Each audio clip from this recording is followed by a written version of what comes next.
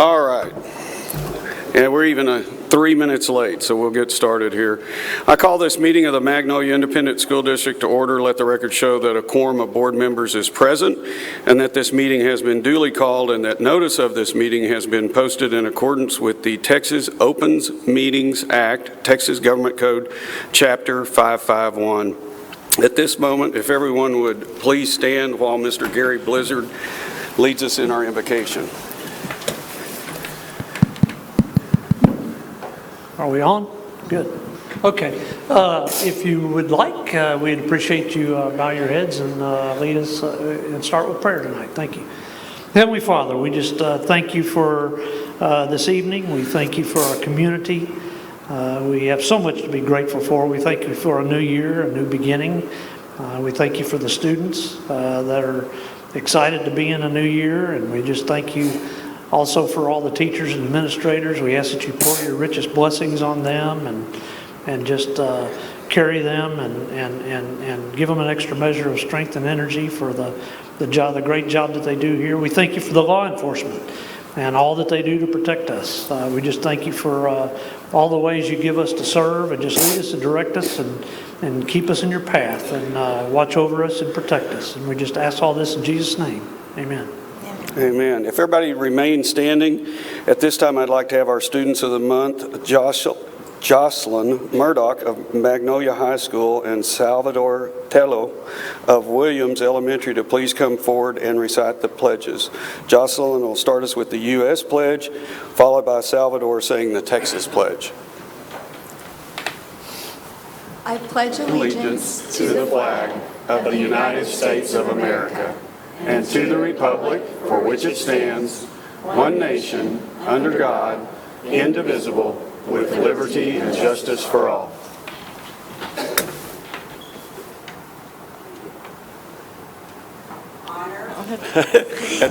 There you go. Under the Texas flag, I pledge allegiance to the Texas, one state, under God, one and indivisible. All right, Salvador, if you'll stay up here. At this time, we'll have the Williams Elementary Principal, Claudia Dominguez, to please come forward and present our Elementary Student of the Month. All right, good evening. Thank you, Board and Dr. Stevens, for allowing us to present Salvador Tello. He is our 4th grade Student of the Month, and tonight he is joined by his mother, Randy Benitez, his dad, Salvador Tello, who must have just stepped out, and his 3 brothers right here, Eduardo, Sebastian, and Salmaron.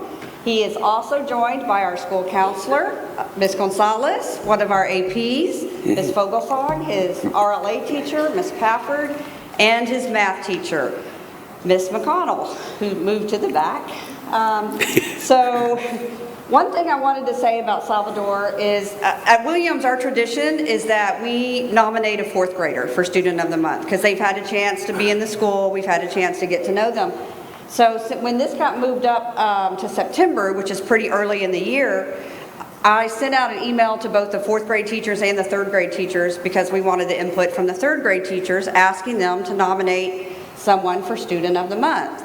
And usually when we do that, each teacher will nominate, one student, and then another teacher nominates, and we end up getting about 10 different students nominated, and then we work it out, and who we end up usually taking a vote.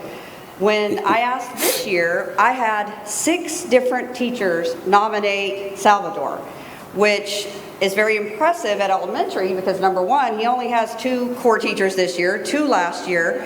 So that means not only did he get both teachers from this year, both teachers from last year, and 2 others who didn't even have him, who knew him from the halls and the pod area. So that is very, very impressive. Salvador's been with us since pre-K. He's been through our bilingual program, and he is truly bilingual. He speaks both English and Spanish fluently with no accent. And when I asked him, Salvador, what language do you speak at home? And he said, well, both. His older brother's in the 7th grade, so he speaks English, but he also speaks Spanish with his parents, but his parents are learning English. He said, my mom is in English class. And I said, oh, okay. And then on a side note, he told me, I give it a 6. And I said, what? And he said, oh yeah, I give her English a 6 out of 10. And I said, okay. So he's proud of his mom, and she's learning English. Salvador loves soccer and wants to be a professional soccer player. His favorite soccer player is Cristiano Ronaldo. If he does not end up being a professional soccer player, he wants to own his own business like his father, who is a contractor. He loves math. He may do something with math. He hasn't decided exactly what he's going to do, but it's either going to be a business owner or a professional soccer player. In his free time, he likes playing with his baby brothers. He has two younger ones, one's here and one's outside, and then his older brother. He also likes playing with his two dogs, Mickey and Rocky, and of course playing and watching soccer. When I asked his teachers about him, they all said basically the same thing. They worded it a little bit differently, each one, but they said he is a super high achiever, he's respectful, kind-hearted, has a great attitude, and he never gives up, and he will help anyone. And actually, one of his teachers told me today, they were doing an assignment, it was a free write, they had some type of free write in RLA, and in the free write, he actually wrote about never giving up, and he told his teacher that he would try his hardest on all of his assignments and he would never give up. And he actually wrote about that in his free write. He could have written about anything, but that's what he wrote about. And then here, this is going to sound staged, it's going to sound coached. It is not. This is actually what he told me. I said, Salvador, do you have anything else you would like me to say about you? Anything that, you know, that when we're presenting you, what would you like me to tell the people? And he said,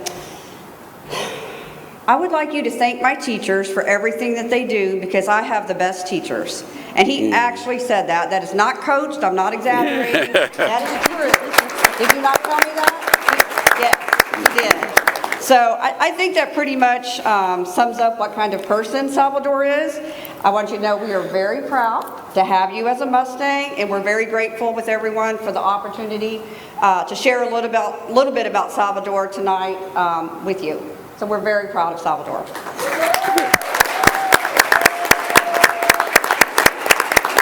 All right. Next up, Mr. Quinn, high school principal at Magnolia High School, right? President Adcock, Dr. Stevens, members of the board, thanks for having us this evening. Magnolia High School's September Student of the Month is Senior Jocelyn Murdoch. Jocelyn is a lifelong MISD learner. She is a product beginning at Ellisor Elementary in kindergarten and has been at Bear Branch 6th grade campus, Bear Branch Junior High, and started with us as a freshman several years ago. Jocelyn is joined here tonight by her mom, Coach Murdoch, a Bear Branch Junior High volleyball and basketball coach, her dad, Darren, and her little sisters, Madeline and Caitlin, along with some other friends who stole my seat just a few minutes ago. We're super proud of Jocelyn. She is an amazing young lady who has taken advantage of a bunch of opportunities both in and out of the classroom. She has carried an extremely heavy load of both AP and dual credit courses and has been extremely successful within the classroom. And she's also just involved in a few activities outside of the classroom. National Honor Society, National Science Honor Society, National English Honor Society, Mu Alpha Theta, 4-year member of the Student Athletic Training Program, Skills USA team member where she's qualified for state a couple of times, UIL Academics. And oh yeah, in her spare time, she has already achieved her certification as a certified nursing aide. Wow. So, oh, and then she's also the class of 2023 secretary. So, a lot of great things that Jocelyn is doing in our building, is an amazing representative. Some of her teachers had a few things to say. Our assistant athletic trainer, Ms. Wehunt, said she has been an integral member and leader of the Magnolia Sports Medicine program over the last 4 years. She has been a guiding light to many both on and off the field, excelling in upper level academics, joining and leading many extracurricular activities, and even maintaining a part-time job. Jocelyn is a strong, independent young woman who is ready to tackle the world, and it has been a pleasure to watch her grow. Coach Frederick, who's her AP biology teacher, said Jocelyn is a student that brightens up your classroom as she walks in. She always greets me with a smile at the door and asks how I'm doing. Her hard work ethic and self-motivation allow her to always achieve above expectations. She's also a great classmate and is always having good discussions with her peers. Miss Minshew, her anatomy and physiology teacher, literally said, "Yay!" for Jocelyn. She is such a sweetheart. She is a calming presence. She works well with anyone and always has a smile on her face. I'm very happy to have her in my class. So I think the thing that you see consistently with Jocelyn is the way that she is willing to help others. And we love that in Mag High. We're not going to hold this against her, but upon graduating from Magnolia High School, she plans to attend Louisiana State University. We need some good people over there too. No whoop. Where she'll either study nursing or kinesiology. Magnolia High School is better because of Jocelyn Murdoch. As evidenced by her teachers' comments, she is a great influence amongst her peers because of her caring nature. That is something that all of us at Magnolia High School are benefiting from. We're so proud of her and all that she has accomplished thus far, and know that there are great and wonderful things in store for her future. Please help me in congratulating Magnolia High School September Student of the Month, Jocelyn Murdoch.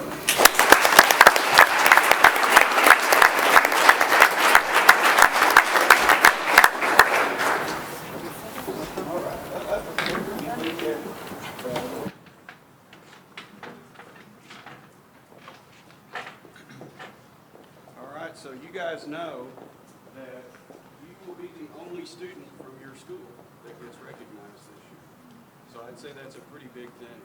We also have America's ER that provides a gift for you guys. So you might soccer ball, something to do with soccer, right?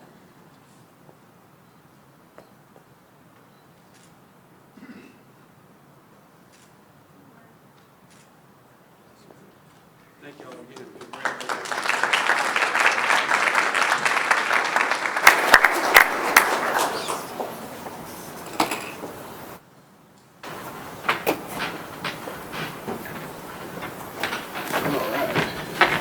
I got to tell you, it's nice to have the kids back. Summers are kind of boring for us. It's just the meeting part side, and everybody will tell you up here that they're here for you.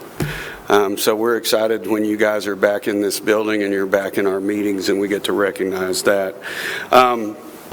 Next up, we have Dr. Garza presenting our Teacher of the Month.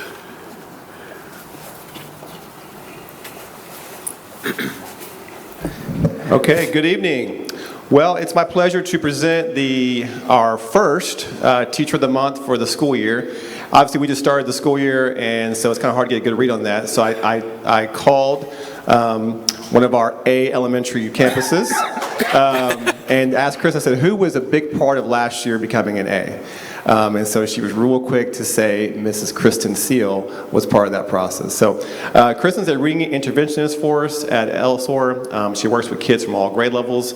Obviously a key component of them getting a 95 last year in school accountability. She's a graduate of Louisiana Tech and is year 2 with us. And I hear there's an interesting story about an interview process, yes? So, although Kristen has just been with us for 2 years, it seems like she's been with us forever because she's fit right in and has picked up just everywhere that she needs to be. Fun story, she was my longest interview far away. She was on vacation in another time zone, and we Zoomed, and I don't even know what time was it, where you were? Yes, in the morning, and it was for us, and you were in Iceland. Wow. So she was in Iceland when we were Zooming, and I knew right when we were finished talking that she had to come and join our campus. I may have had a funny look from her partner over here in Excellence, Miss Sadler, like, you did what? Yes, we did.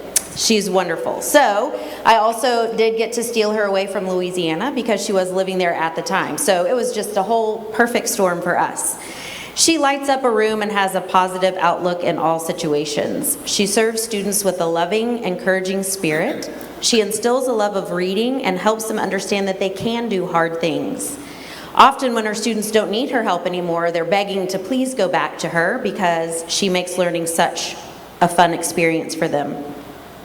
A couple of things her colleagues said about her was that she continuously looks for ways to support teachers and kids.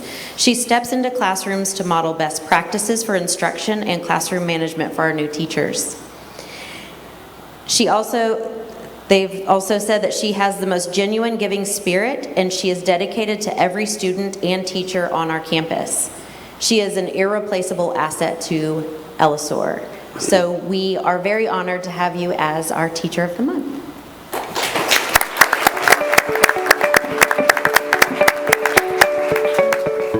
I enjoy teaching because I get to help students find their confidence and learn new things, or the confidence is a big thing, especially with my specific role, being able to see the students come into my classroom and being able, in a little bit smaller group, they're able to really shine and we find like their strengths and we really encourage that. And I teach all my friends that come in here to make sure that they're being encouragers and cheerleaders for each other.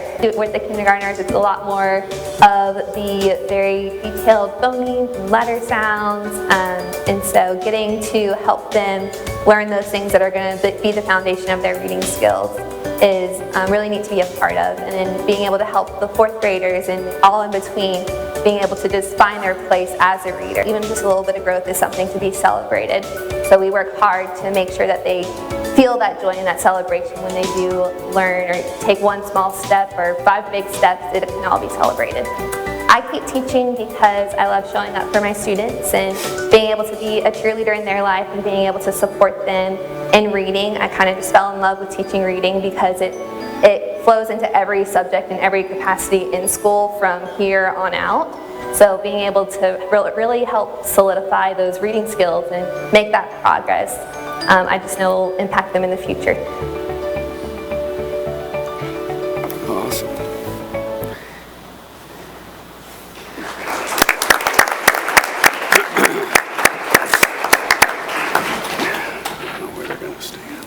Miss Seal, I'm Melissa Boland, and on behalf of the Magnolia Education Foundation and our sponsors, we just want to say thank you so much for choosing Magnolia SD. Congratulations.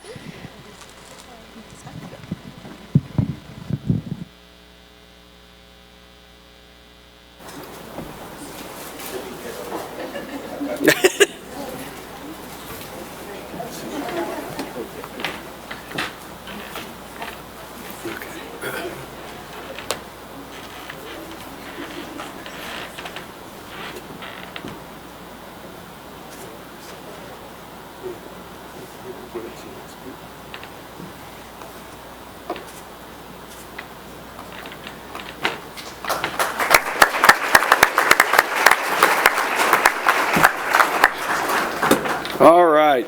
Next up, we have Dr. King, and we've started a new tradition that is we're gonna recognize Constables of the Month, which I think is very important. We've had these folks with us now for quite a while, and we definitely appreciate what y'all do. So we're trying to recognize them all the time, but this is going to be special. This will be special, yeah.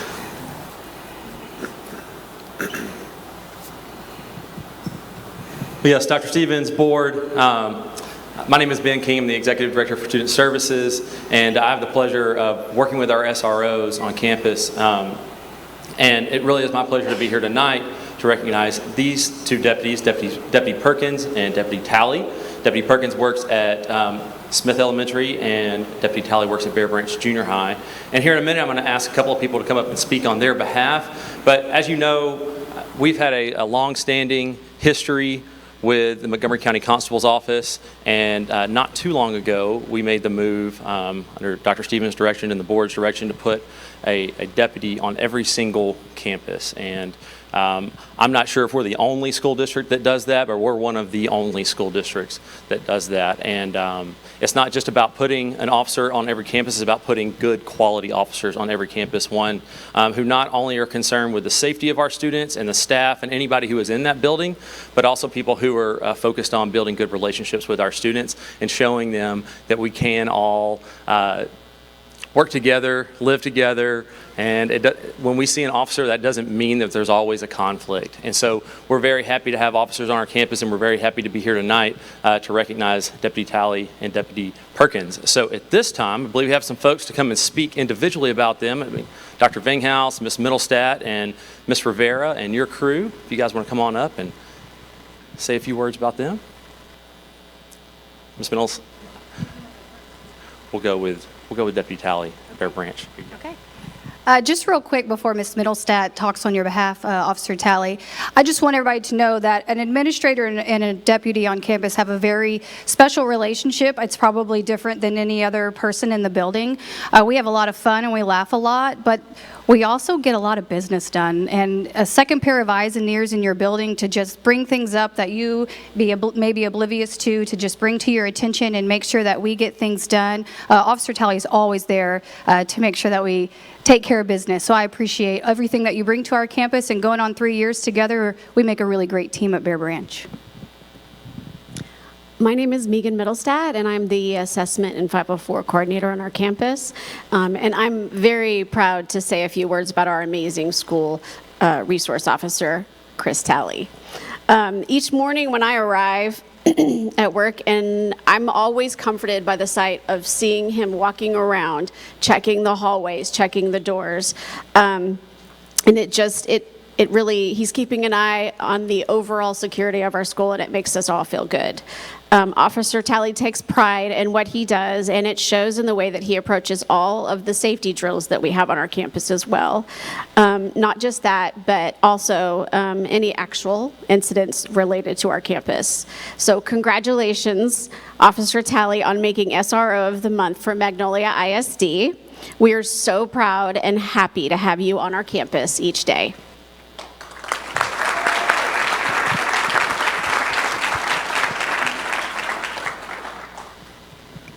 Thank you. And I just want to thank the board and Dr. Stevens for allowing us to recognize our officers and also making the decision to bring them on in the first place. So I will be honest, a few years ago when I heard there was going to be an officer on our campus all day, I'm like, what am I supposed to do with this guy all day just hanging out?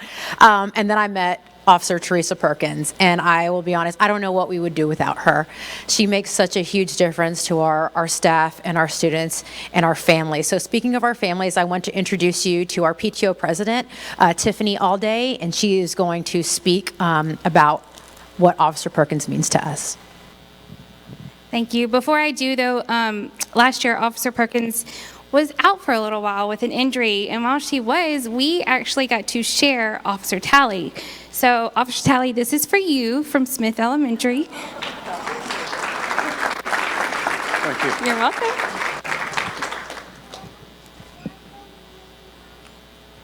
And I just want to thank Dr. Stevens and the school board for having us here tonight, and for Ms. Rivera for asking me to speak.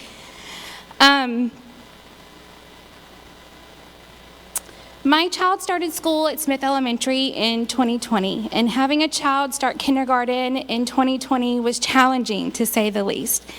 I never had the chance to personally meet Officer Perkins that year, but I knew that when I dropped my child off at Smith Elementary, he was safe. And driving by the school and seeing her truck parked out front and center for everyone to see gave me solace, as I'm sure it did to several parents on campus.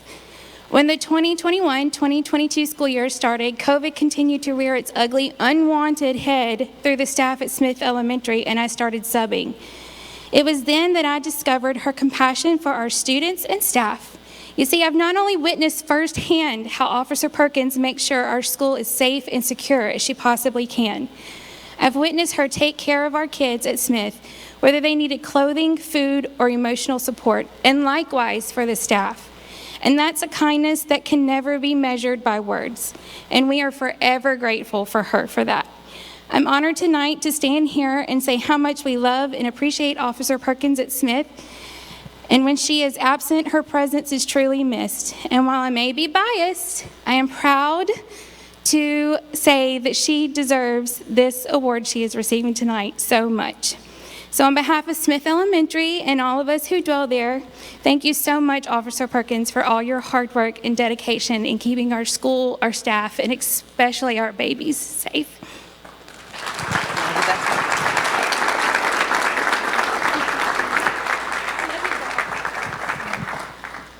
So again, we're pleased to be able to recognize these two deputies, and they've already had a surprise on their campus where Whataburger came in and gave them some cool gifts to recognize them. But again, one more round of applause for our deputies.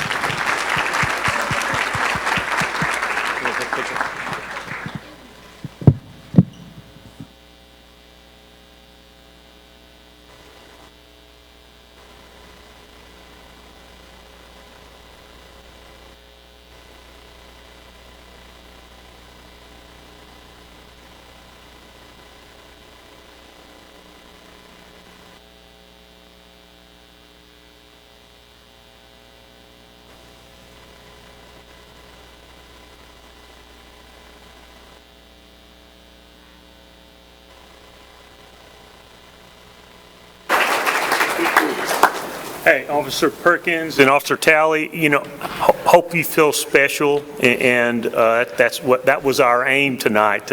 But more importantly, for all of our constables, we hope you guys feel like you're a part of the Magnolia ISD family. You know, you are us, and so thank you for what you do, and thank you for being here tonight. And we're going to continue. We recognize our teachers every month.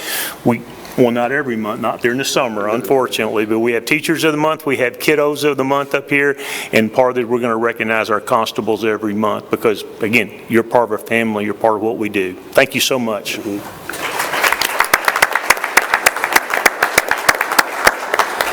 All right, next we will receive a safety and security training update from Mr. Paul Burkholder. Mr. Burkholder is the lead instructor with ARC Training, LLC. He, along with Mr. Jeff Hines, has been providing training in Magnolia ISD personally for the last 5 years. Along with his ARC duties, Mr. Burkholder is also in federal law enforcement, was in federal law enforcement for over 20 years and is currently a special response team commander. Mr. Burkholder, you may now go ahead and present your update. Ms. McKinney is going to give us... Sorry, that was not on the... That's fine. No problem. No problem. I'll put it down. It's been my pleasure to work with Paul for the last 5 years, as well as Jeff, and we just thought it would be great to have him come and explain a little bit what he does. He was quite a celebrity when he came in. All the assistant principals were coming to visit him. Principals were coming to visit him, and I was like, you know, do I need to get your autograph or something? I mean, because he's quite a celebrity. But we definitely feel part of the family for MISD because they work so much with us. And at this time, I'm going to give it to Paul to say a little bit. Hopefully you guys can hear me. Thank you, Dr. Stevens, and everybody for allowing us to come here and present. The founder and owner, Jeff Hine, he couldn't be here tonight. He's teaching our new recruits out in Georgia, so he's got a good duty there. Probably one of the best instructors I've ever been around and heard from, and he's a mentor to me as well. I think he's presented maybe before. But I am Paul Burkholder. I am extremely honored to be here. I'm honored to work with all the principals and people I consider friends. And so it means a little bit more to us to come out and instruct. About 5 years ago, we started working with Magnolia ISD. And the purpose of our training was to provide the necessary tools to deal with a crisis situation, specifically active shooter. And so one of the things that we've created and crafted and molded over the past few years is to get everybody in school, teachers, custodian workers, no matter who it is, the ability to deal with that crisis should it happen, God forbid. You know, it's our hope that everything that we train in, we never have to use. But if we do have to use it, we'll be ready to fight. Ready to be prepared to save the kids, to save those that are innocent. And so some of that training, as we've talked about, all of the new employees, all the employees about 5 years ago, they received a 3-hour scenario-based class, scenario-based training, which is different from any other training. Let's be honest, most trainings are PowerPoint. And what do we do with PowerPoint? We can be honest, right? Click all the way through. Just get to the end. With the scenario-based training, we're making the teachers go through, and the principals and everybody go through the actual scenario. Where to go if there's an active shooter event, if there's a lockdown and threat outside, lockdown threat inside, or both, heaven forbid. We have them go through actually barricading their doors. We have the teachers ready to fight. We're not passive. We're here to go home. And so beyond that, they also get a refresher course every year. And then of course, any new employee gets that training as well, the 3-hour training. One of the other things that we did about 3 years ago, we also taught Stop the Bleed. That's probably one of the major factors. As far as in a crisis situation, you have to stop the bleeding. That's number one.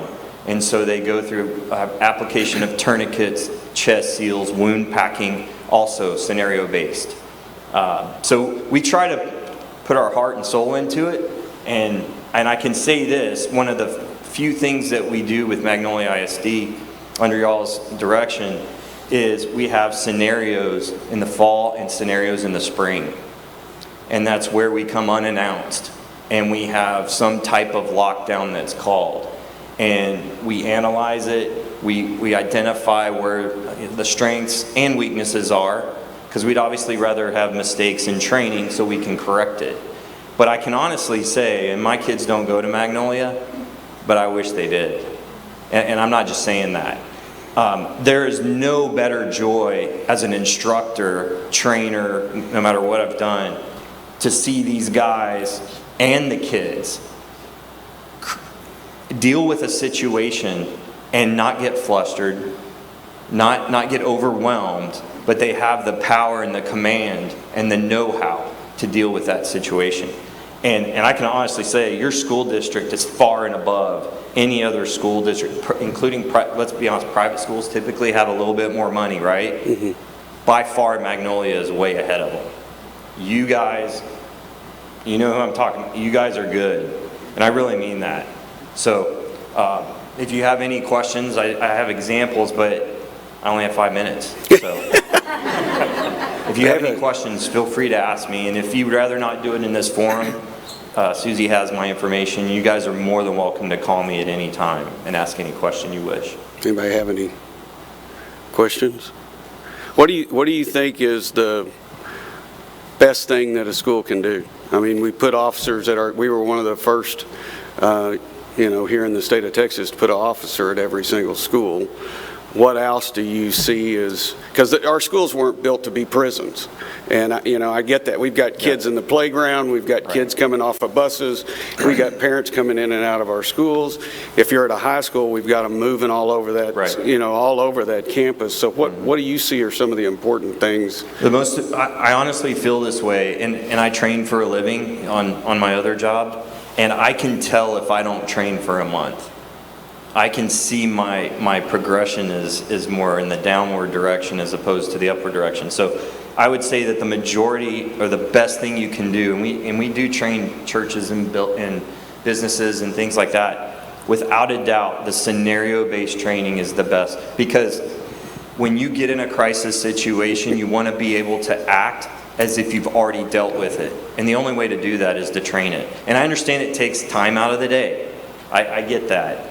But I can promise you that Uvalde and other schools wished they would have had scenario-based training, because you'll be able to interact with that situation in a much better fashion, in a calm, collected. And I can say this, when we go around and we do these drills and we try to open the doors, and we can't, because the teachers and the students have blocked the doors.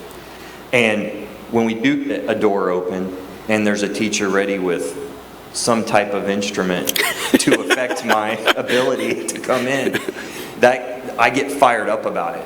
That is excellent. And I can't say enough about you guys, really. Really, that's the best thing to do, is to keep training. So, do you guys have any questions? I'll open it up. All right. Make a quick comment. I have kids that go to our schools, but I also read in our schools, and I happen to witness, it was amazing. I was at one of our schools and I was reading in second grade, and I didn't know you had a drill, and it happened all of a sudden, and it was amazing to witness the second grade teacher work with the second graders, and they all knew what to do. They were calm, they were quiet, they all took action, and it was, from my perspective, it was wonderful to witness that, and you could tell they had been trained. So, thank you. Oh, no problem at all. But I'll say this, just a quick little story. We did get word there was a second grader, and he happened to be walking by his family's media room, and unfortunately, Uvalde had just happened. That incident had just occurred, and the parents were a little nervous about their little one hearing that. You know, we as parents want to protect our kids as much as possible. And so the child says, I wonder why the doors weren't locked. That would have never happened at my school. And the parents inquired and asked him some more questions. He's like, well, we train this. We block the doors, and even if the teacher isn't there, all of us students, we know what we're supposed to do. We're going to lock the door, close it. We're going to make sure that we're on the right wall. Won't get into the details of that, but it was nice to see and nice to hear that student, and I think the parents were glad of it too, that their second grader was prepared for a crisis, which is amazing. That is. Paul, one last, we appreciate your time tonight for that update, but is scenario-based training getting on a little bit on the radar? I know the state right now is doing a lot of assessments about what's effective and where we need to go with the next step. And I know some of the ARC training stuff has come up in some of the things but where's that evolving right now? Are y'all aware of what maybe the discussions are? I'm not right now. I know that there's no question that scenario-based training is the way to go. You can't do a PowerPoint. It's not enough. And we recognize that time is of the essence for teachers. I mean, they're here to teach, etc. But I firmly believe that scenario-based training is going to become more effective in other schools because of Uvalde. And I won't go into details, but from the research that we found, the training probably wasn't scenario-based training. It wasn't up to par, and so there was some mistakes made there. Not to quarterback that armchair quarterback that, but there were some mistakes made on both sides. And so I think I will say this: you guys are far ahead of most school districts. There's no question. And I'm not just saying that. Like, I really do wish my kids went to this school district. So if anybody knows anybody in Tomball, if you want to put in a good word. Sorry. Well, we appreciate you working with our team and Ms. McKinney's particularly and Dr. King, but we really appreciate it. And I hear good comments and reviews from our administrators and teachers about it. So, yeah.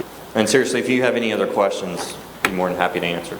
I don't have a question, but I do have a comment. I just wanted you to know I've heard from more than one administrator or teacher that is their favorite PD, professional development they've ever had.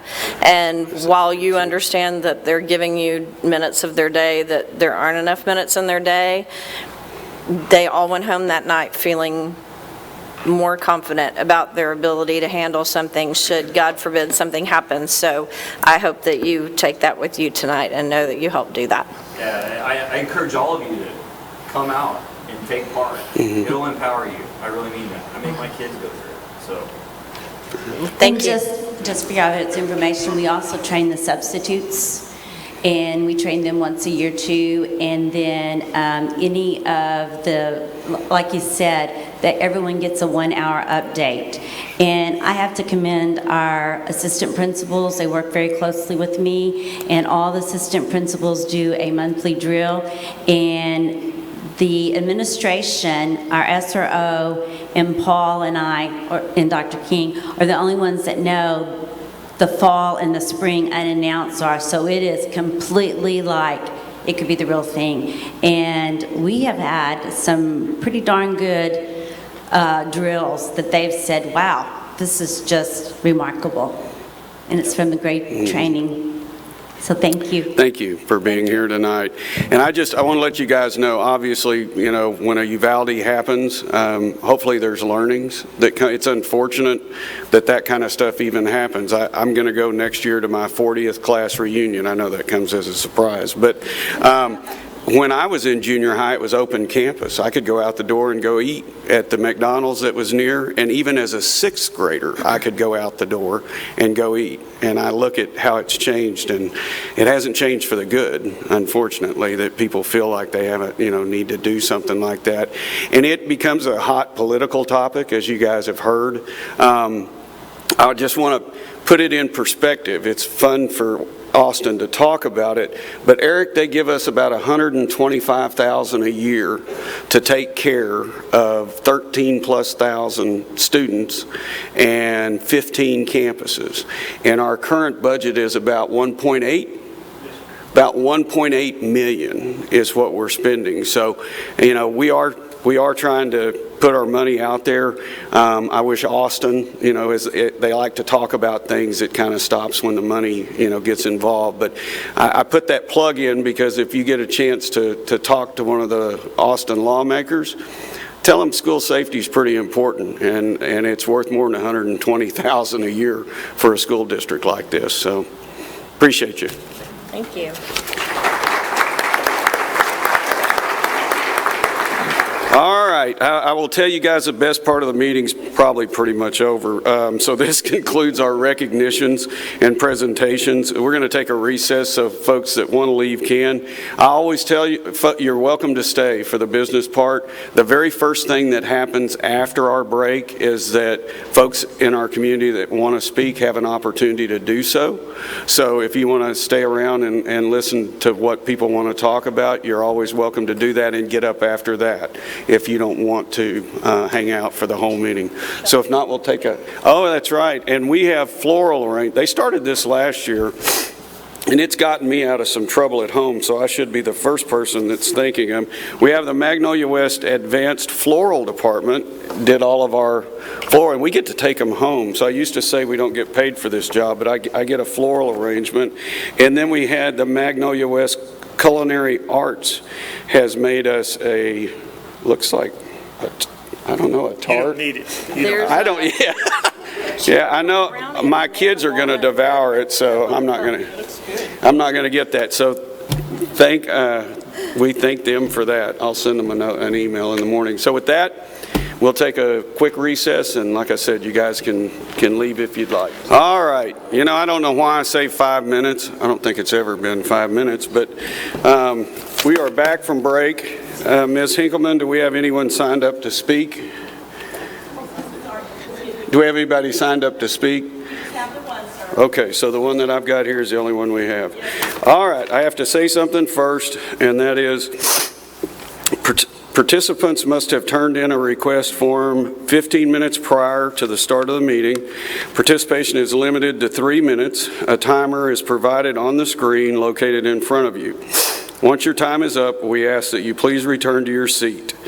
Any complaint or charge brought against an employee by name, opposition for which resolution has not been sought in accordance with policy should be pursued through the district's grievance policy.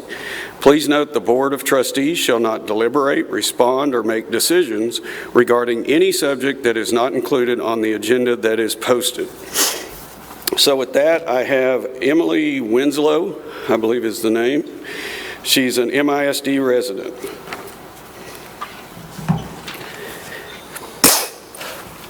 When we gathered here for convocation last month, I was looking forward to starting my 10th year of teaching and meeting with my newly immigrated emergent bilingual students. I was optimistic after hearing our superintendent speak about his daughter, a teacher, and felt even better when he told us he believed teachers were his most valuable assets. I never thought I'd be forced to resign. I worked on campus with an admin who created a hostile work environment after I refused to allow his fellow admin to get away with harassment. I filed a grievance with HR that was not properly resolved. He also did the following: asked a new hire how she might avoid being perceived as a bitch because she was young and attractive, told a neurodivergent teacher that she better model how to act like a normal human being, physically assaulted a staff member after she told her supervisor she might resign mid-year due to his leadership, refused an accommodation for a staff member until she had a panic attack in front of her students. I cannot mention several other incidents for fear of retaliation, as the women still work there. August 5th, I had a panic attack at school. I was unable to eat or sleep. I, like the other women who have left Magnolia High School, was beginning to experience physical symptoms of stress and anxiety of working on campus with this admin. I was scared of the man I was working with, and I was unwilling to sacrifice my health any longer. August 8th, I came to HR and I told them what I just told you. I was told multiple times that I must meet alone with the abusive admin. I was told that I needed to be moved because I was just a teacher. A sharp contrast to the superintendent's message less than a week before. To clarify, there is no such thing as just a teacher. But I was also the campus's ESL coordinator, a role the admin refused to acknowledge, making my job harder. HR asked if I wanted to be moved, and I told her no 3 times. She asked a 4th time after having created an emotionally coercive situation, and I conceded. The next day, I was told I would be moved. I drove to HR to clear up the miscommunication, but instead, HR attempted to fire me. I was told to sit down, and this wasn't going to end well for me. First, she told me I wasn't allowed to post protected speech. Magnolia ISD has a pattern of gender discrimination, and I knew if I went quietly, women on my old campus would continue to be abused. When I pointed out the reasoning behind sharing my story, HR changed tunes and accused me of skipping work, which I had not. I was repeatedly told investigations take time, but HR had time to call my supervisor before contract hours even started that day in an attempt to fire me, but still has not called the victims of this admin's assault. I was told it was now my job to work with my abuser. Magnolia ISD has done nothing, allowing an individual with a pattern of targeting young women to work on a high school campus and access them every day. This admin was removed from his last campus, and Magnolia ISD welcomed his malfeasance with open arms. I, along with several other women who have left the district, am in contact with Vice News, the Houston Chronicle, and several lawyers. If Magnolia ISD continues to enable the abuse of women on its campuses and not investigate claims properly, I told HR a month ago, and I'm telling you now, I will not go quietly, and neither will the other women who were forced to leave. Thank you. Thank you for coming to speak. All right. Dr. Garza.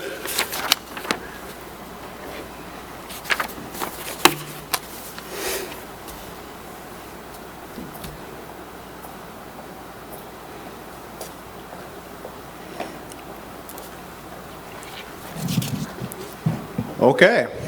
Well, it's my pleasure to present the accountability report for 2021-22. As y'all know, these scores came out about a month ago actually 1 month ago to the date, on August 12th, and they went public August 15th. So a couple of changes for this year that were put in place by the legislature. In a typical year, there's an A through F accountability, but due to COVID, they had Senate Bill 1365 that said that schools were A, B, or C, or they were not rated. So that's one of the COVID carryovers. But before we get into our results, let's look at how the system actually works. So there was no changes to that this year, but there are 3 domains to the school accountability system. There's domain 1, which is student achievement, and for districts and high schools, that is your STAR scores, your CCMR rate, and your graduation rate. And for our K-8 schools, that is just strictly your STAR scores. Domain 2 is your school progress measure, and that is made up of 2 different subdomains. There's domain 2A, which is the student growth measure, and that just talks about how kids progress from one year to the next and on the STAR test. And then domain 2B is relative performance, which entails how do schools or districts compare to like schools with a similar economic disadvantage rate. So what the state does is they take the better of those 2 domains, student achievement or school progress, and your highest score is 70% of your grade, and the other 30% comes from the closing the gaps domain. Any questions on that? No? All right, so the state also has what we call distinctions. This is very popular with the campuses. These are awarded to campuses for outstanding performance in relation to 40 other like campuses. So the state compares, each school district has a group of 40 that they're a part of. And they are similar schools in grade span, their population as far as the demographics, the number of kids on campus, so forth and so on. And they can get distinctions in the areas listed below. There's 7 areas for each of the 4 cores. Comparative academic growth, which is that domain 2 I mentioned earlier. Domain 3, closing the gaps, and then post-secondary readiness. So, how do we do? As I'm sure you're all aware, this thing will work. There we go. We got, for the first time in district history, we are an A district with a 91. And if you look at the numbers below, what's really cool is that our student achievement domain, that was an A, which was a 90. Our school progress measure, that was an A. And then our closing the gaps was a B, but that was a far increase from our 2019 performance. So you look at what really got us over the hump on this slide is our relative performance. And so we had a 93 score, and that means that when it comes to districts that look like us, when it comes with our economic disadvantage rate, we did exceptionally well in that domain.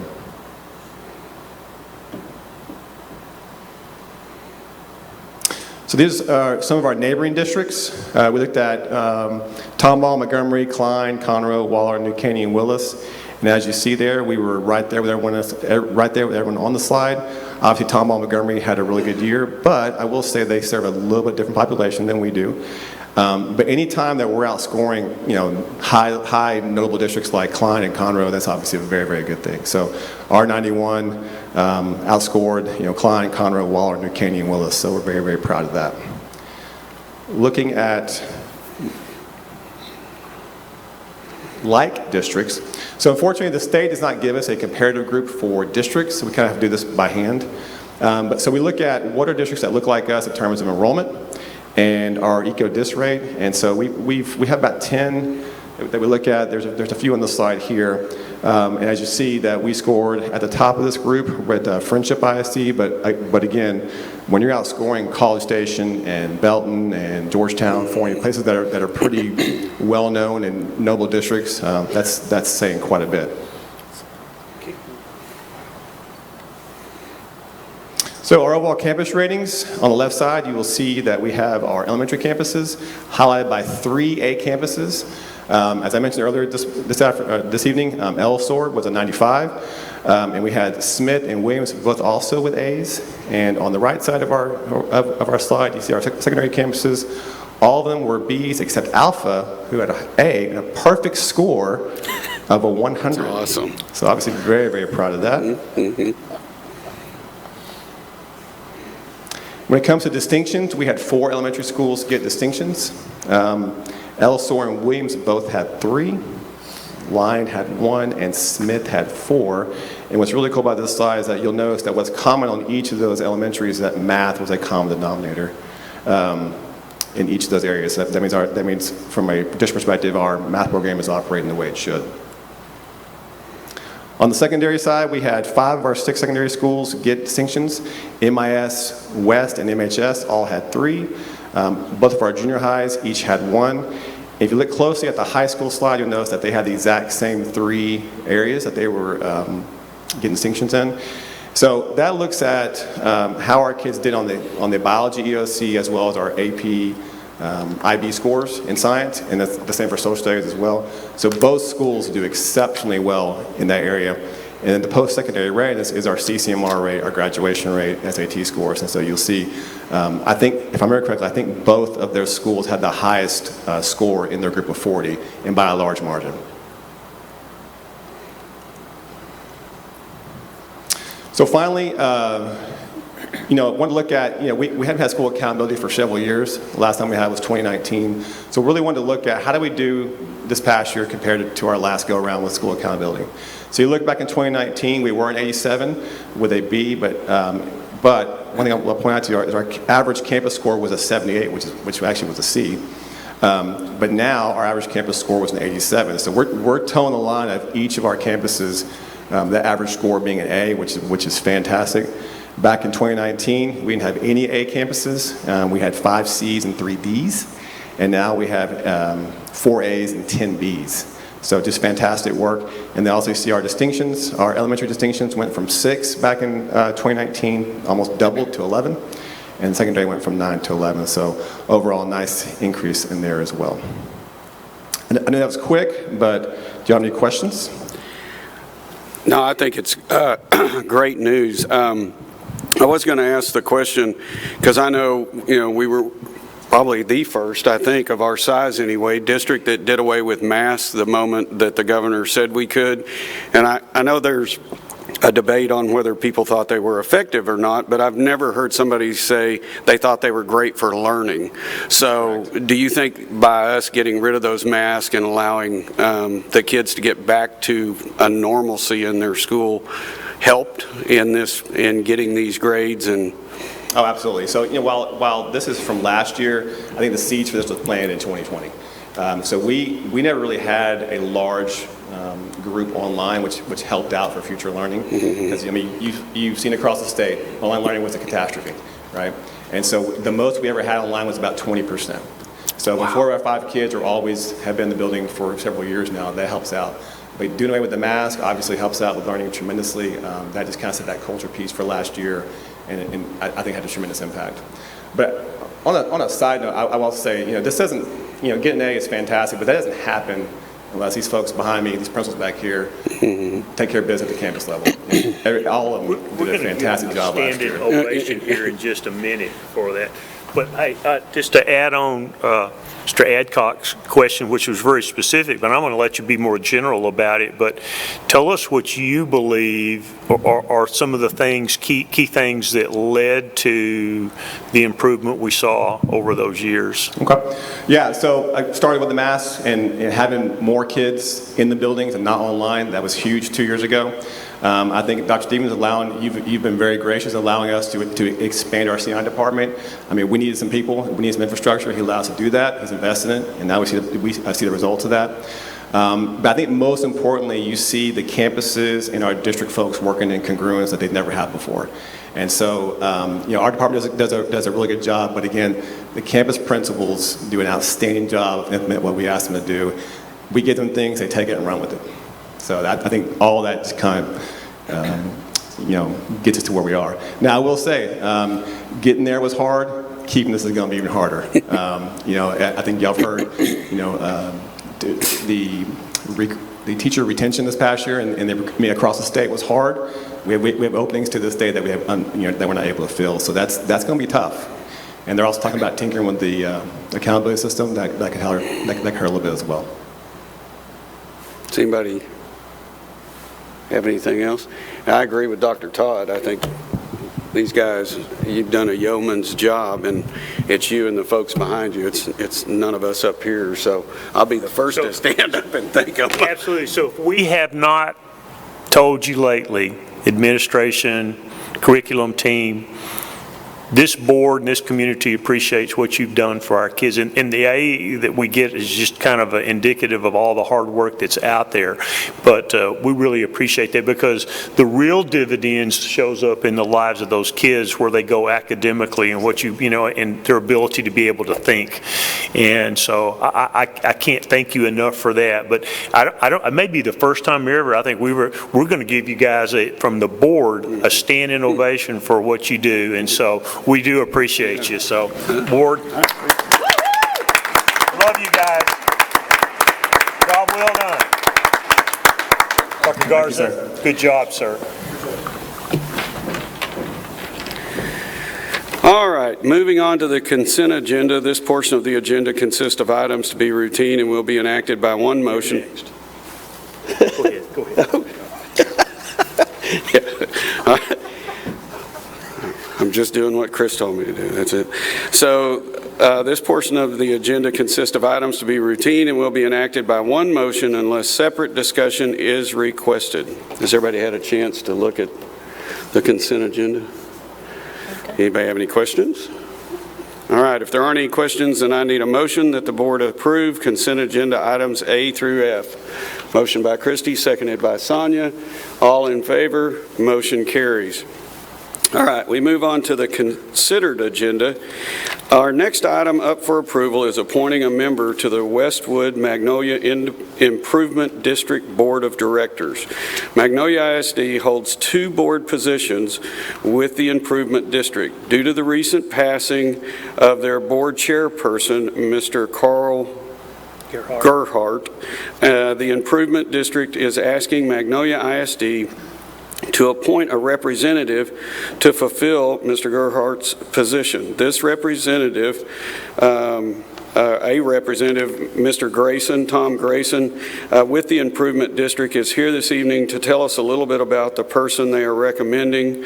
But before Tom begins, please let me say that on behalf of the board, I would like to express our condolences to the Improvement Board Chairman and his recent passing and his family. Carl's certainly missed in this community, and he's missed by this school district and Rotarians and all of us that knew him as friends, Tom. And so, Dr. Grayson, and we're so... Believe me, we miss him too. We do, and so... He's one of the founding board members, if you realize there's only 2 of us, and he was the other one, so... Yeah. Yes, he's missed.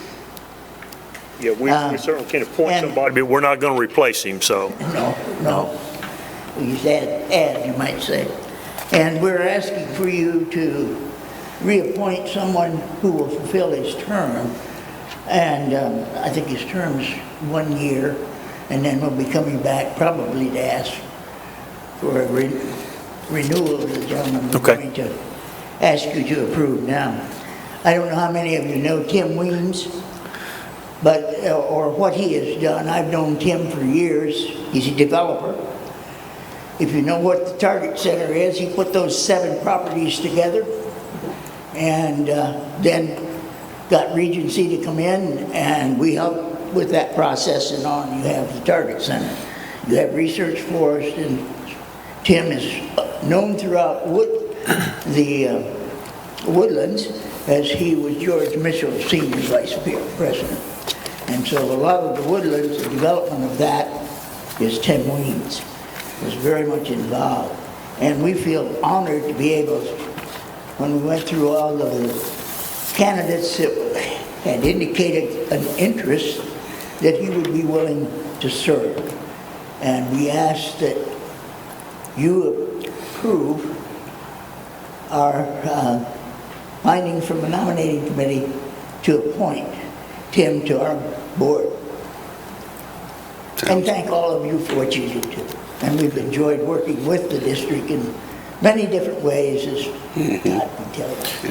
You guys are kind of always there as a presence, but many times in such a tangible way with things you've helped us with, particularly in that area as far as detention for a lot of those properties and road right-of-way improvements. But we certainly appreciate, and I know this board is, through the years, maybe a lot of these members have been a part when it started, but there's 2 cents on the 6.25 sales tax that these guys get to, which brings us to 8.25 there in the Magnolia Parkway area. But they do a lot of things with those resources to help our community move forward that we wouldn't have without that improvement district. And Tom's been an initial part of that, as well as Carl. And so, we as part of the formation, we was it one position that the school district has input on for that? Two that are in it. Not 2. I think Pat Robertson is. Okay. Yes, it was the last time. And of course, he's still around, but he's going back and forth. Sure. And Tim would have liked to have been here tonight, but he had another commitment. Well, we thank you for being here. We know y'all had a meeting tonight, so. Well, I think one of the things I will say, because you were talking about helping out the district, what about putting in Wood Trace so you can go east and west? That would be nice. Absolutely, yeah. That was. We only have $8 million committed to that. Well, and the latest thing is some of the stuff that y'all were instrumental on for right there in front of Bear Branch Junior High and some of that area and that road work out there. Yeah. So. One thing I would ask though, and I don't know how you're going to do it, but you can't send everybody to college. We right now have about $20 million to put in contracts. You can't find any workers. Wow. When are you going to turn out the guy that can run the heavy equipment? When are you going to turn out the carpenters? You can't send them all to college. We can't live just on college graduates. I'm sorry. And when we get this bond passed, we'll get a little bit of CTE work over there, and we'll see if we can help you out as part of it, all right? We need them. All right.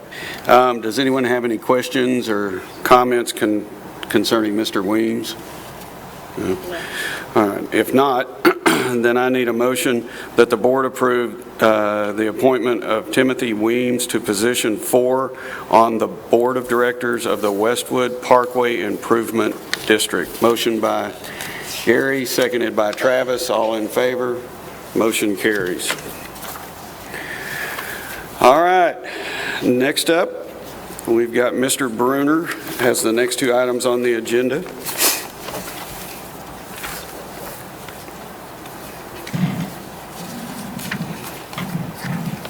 All right, so over the past month or so, we sent out a couple of requests for qualifications for professional services, one in the area of materials testing and geotechnical services, and one in the area of architectural services.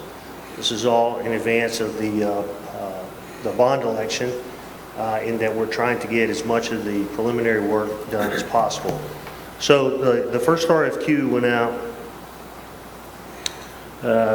let's see, on August the 8th. We received 12 submissions on materials testing and geotechnical services. We interviewed Terracon Consultants, and we make a recommendation tonight to go with them.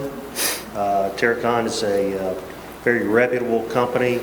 They have offices in Conroe, College Station. They will be able to support work here in Magnolia. They also have been out here working on the Audubon development, so they're very familiar with the soil conditions, and that's very helpful as we move forward with the elementary project. So it's my recommendation tonight that we go with Terracon Consultants as our materials testing and geotechnical consultant. Does anybody have any questions? I just had a question. Can you remind us, I know once if the bond passes and all this pre-work is done, remind me how long it takes to build the schools we're talking about, elementary and then the secondaries? So, about how long does it take the construction? Sure, no problem. Again, right now with elementary schools, it's roughly a 14 to 16 month process. That's why we're trying to get as much done now. And of course, as soon as the bond passes, we'll ramp it up that much more. And we're looking to try to get the construction documents completed on the elementary by the 1st of February of 2023 with a completion date of roughly June, July of 24. But even before that February date, we'll be looking at ways to order equipment and materials that have long lead times. We're looking at potentially the first part of January of going out and trying to do that, releasing an early package. And then about how long does it take to do the junior high and intermediate schools about? So we're giving ourselves basically 22 to 24 months. And Okay, that should be plenty of time. We built the intermediate, Magnolia Intermediate, Bear Branch Intermediate, we built those in roughly 18 to 20 months. Okay. Those are dates with no railroad strike involved in it either. Right. All right. So, any other? No? If there's no further questions, then I need a motion that the board approve Terracon Consultants to provide construction materials testing and geotechnical services for Magnolia ISD for future construction projects. Motion by Christie, seconded by Sonia. All in favor? Motion carries. All right, Mr. Bruner. Again, last month we put out a request for qualifications for architectural services. We've been using PBK Architects. They've been a long time, architect for this district. We've been using them in preliminary services, just off of an old agreement that we had. But we really needed to take the step of moving forward and hiring an architect for these upcoming bond projects should the election pass.